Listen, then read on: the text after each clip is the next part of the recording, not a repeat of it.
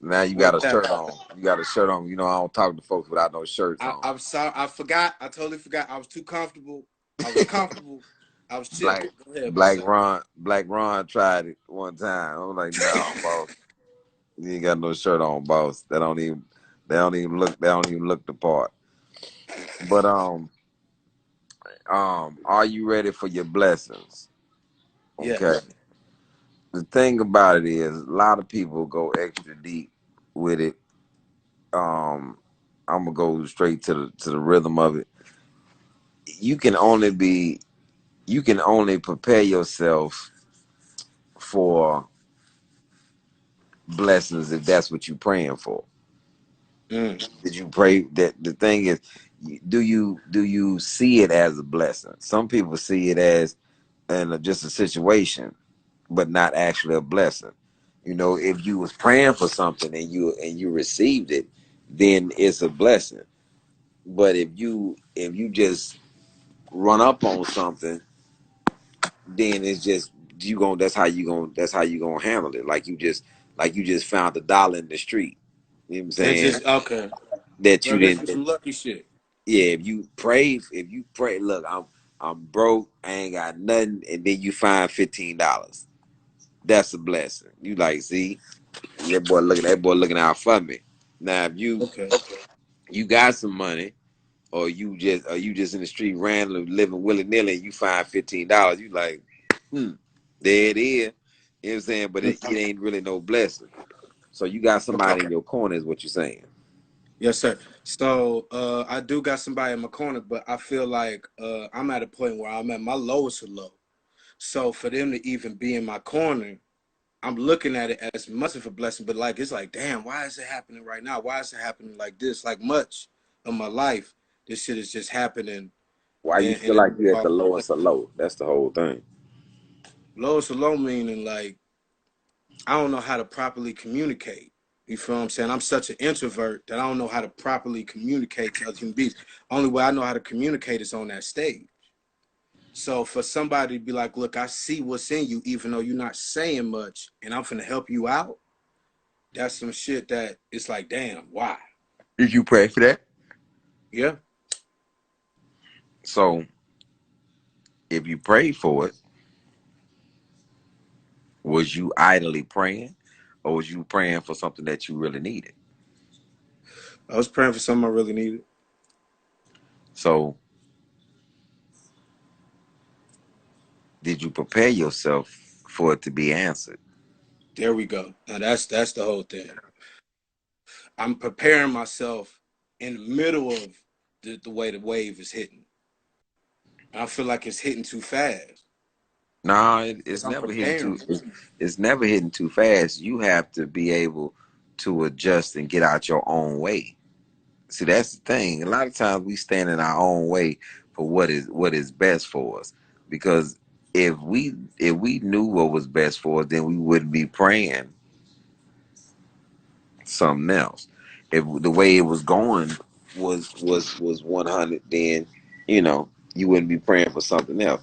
So I say, man, you have to understand the moment, be in the moment, and adjust in the moment from what you would normally do. You know what I'm saying? Mm-hmm. You can't pray for something and still keep doing it the same way that you were doing it. You have to adjust and turn away from, like, hey, I don't communicate. So you're gonna have to start by slowly communicating some things. Hey, how you feel about this? And do it in the way that you would do it normally on stage. You just for this one person though. You know what I'm saying? You know, you Mm-hmm. ain't talking to a group of people. You ain't making fun, and you ain't making mockery. You ain't saying it in joke form, but you saying it as I'm communicating to you where I'm at with something, with whatever the feeling is or whatever the thought is. You know, mostly the thought. And sometimes you don't have to say nothing. You know, actions, like they say, actions speak louder than words. You It's know, real.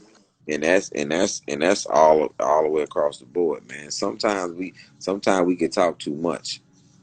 You know what I'm saying? And not And that's my main thing. I don't want to fuck around and talk my way out no blessing, cause that shit happens a lot too.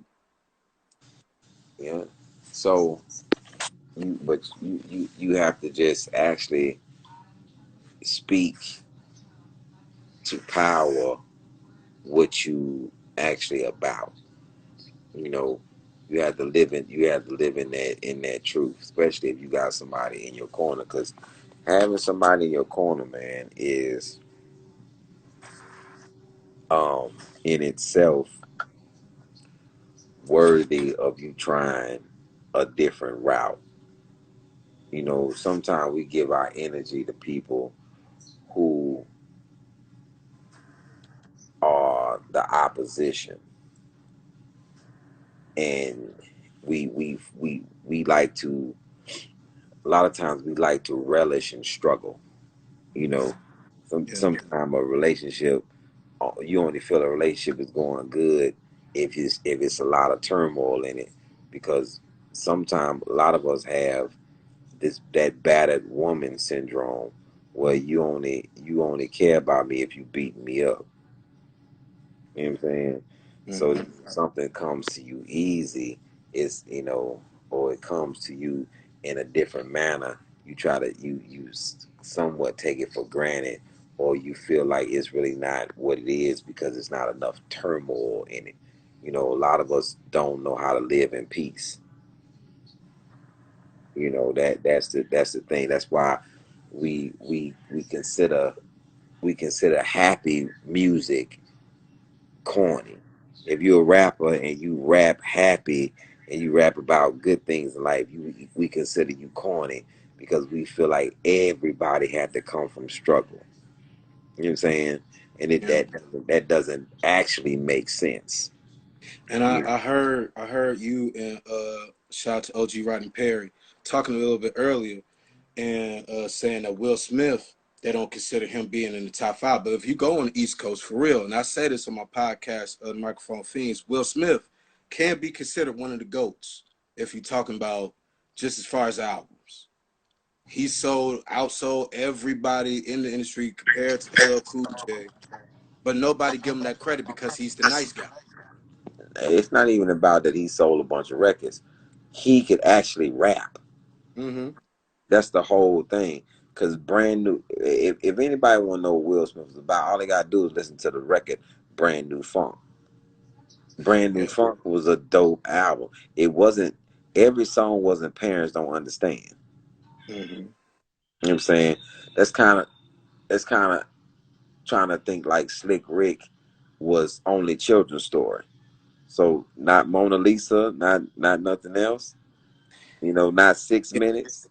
You Yeah. know, Now, it's like, Teenage World is my song from Rick. That's why I and feel and like, that was a dope record. yeah. You know what I'm saying? But I feel like that people get mixed up. Motherfucker bikes be going wild over here. I'm over here by them biker boys. But they people get mixed up with I want to fight Mike Tyson, Nightmare on My Street. That's what they think from Will. You know, I'm get jiggy with it. You know, they don't really know like that boy was really spitting and he really freestyled. He was the first Cassidy. He freestyle battled everybody in Philly. I think he even freestyled the boy that did PSK. Man, he destroyed some people. He destroyed some Schoolie D. people on on the show in Philly. Like, it was a show that came Mm-hmm. on the radio. They would rap live, and he called up and destroyed some people. So it's a thing, man, that I think people confuse rap records. It's like that's like Ice T. Ice T wasn't Mm-hmm. always the rock dude. You know what I'm saying? 6 in the Yeah. morning, police at my door. Fresh as Smooth. these. That was a dope. That was a dope record. You know what I'm Yeah. saying? But But you he was know, a b-boy. He was a b-boy. All this shit stems from really being able to be a b-boy. Y'all break dancing, you graffiti. Like motherfuckers is really in tune with the culture. You wasn't hip hop unless you did all three or four of the shits. somebody said you don't expect her to wait until you get ready. Yeah, I really don't. And I was gonna get to you, Candlelight Dreams. I don't expect her to wait, but I'm trying to get better. I don't want to stick around and be the. I don't like being the nigga on the low totem pole. But It's like I want to go ahead and build up so I can match. if like this, and this is another thing I want to tell you. Don't don't exert that type of energy or that type. Don't speak that to power. And I remember when I was sleeping in my partner garage, I didn't really have nowhere to stay. I was still in my head. I was still the man though. I was just going through a time frame that was making me rugged enough to be able to handle what was coming for me. I never looked at it as I'm the low man on the totem pole. I'm just building until I get to where I'm going. Because you're not always gonna be in whatever position you're in now. You're not gonna always be there. You're gonna evolve to something different. You know what I'm saying? So when somebody finds value in where you are at this stage and then you grow, you can only um, take pleasure in that person is down with you for whatever stage you at. You know what I'm saying? So that's the thing, man. Don't you? Because if you look at yourself like that, low man on the totem pole, that'll start to come out of you. You know what I'm saying? In conversation and body language and actions. You know what I'm saying? And how you represent yourself as the low man on the totem pole. You gotta always think that, man, I'm in this transition period to something else. Man, that's real. Okay, you know what? I think we can go ahead and end it right there. I appreciate you, OG. My brother. Corona Comedy, who you got coming up this week? I'm trying to get in touch with Black Ron, but I got Billy Sorrells and Courtney Bale. Then Friday I have Buck Wild and K Dub.